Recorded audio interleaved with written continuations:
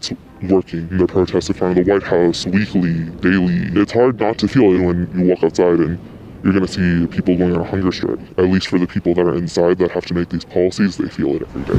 The Biden administration has been under an enormous amount of pressure to push Israel to end its massacre of Gaza. Protesters have been following Biden everywhere, at his hotel room, at conferences, and even his personal residence. And now, within the administration.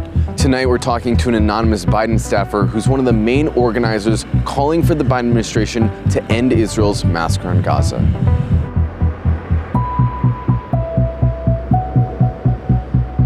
I think a lot of colleagues are disgusted and appalled. There are so many, you could go through the adjectives and like the thesaurus of disgusted, and that could describe so many people within the administration. Personally, for me, I would describe it as a genocide. I think that's the only solace that a lot of us feel, is that, you know, there is a growing dissent within the administration of people that are no longer feeling comfortable. That's why people are willing to go and do these public, letters and talking to the press and doing as much as we can, because there are numbers there of people not being okay with what's going on. Are there people in the administration who are starting to see the Biden administration's support for Israel as untenable?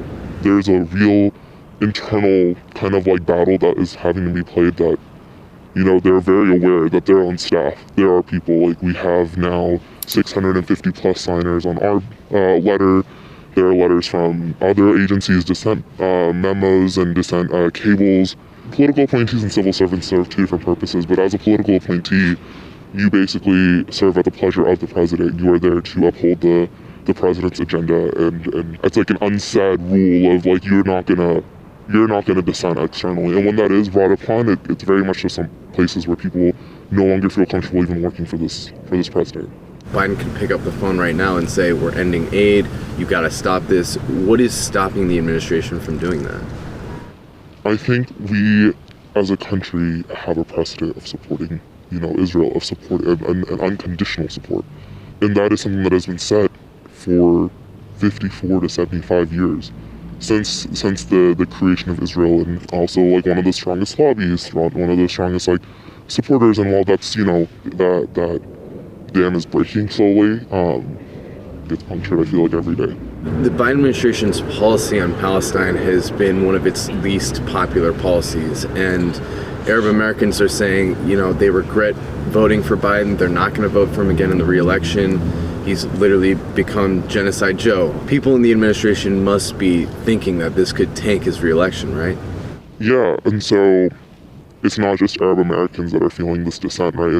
It's cross-ethnic, cross-racial, young voters, large blocks that came out to get the vote out for the president, get the vote out for this administration of Democrats across the board. Yeah, there's a lot of dissent, and honestly, the president is having conversations with, Jewish, Muslim, Arab, and Israeli and Palestinian staffers, hearing the dissent internally, trying to dispel that, trying to ease some nerves, but I don't think that's working. Are the protests working and influencing the administration?